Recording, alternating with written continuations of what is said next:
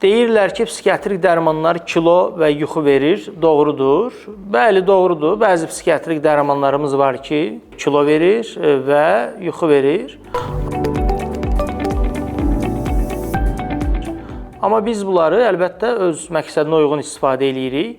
Deyək ki, məsələn, bizim dərmanımız var ki, iştah açıcı xüsusiyyəti var. Amma eyni zamanda yuxu gətirici özəlliyi var. Eyni zamanda da əsəbilikdə, aqressiyada və depressiyada, psixotik əlamətləri olan pasientlərdə də çox əla təsirlər olur. Biz həmin dərmanı qısa müddətli istifadə edib, daha sonra uzun müddətli müalicədə daha az kilo verən ya da heç kilo verməyən dərmanlara keçə bilirik. Eyni zamanda da yuxu verməsi də önəmlidir bizə. Çünki deyək ki, məsələn, bir adam müraciət eləyib və yuxusu yoxdur. Əlbəttə biz orada yuxu verən psixiatrik dərman istifadə eləməliyik ki, adamın yuxusu yaxşı olsun.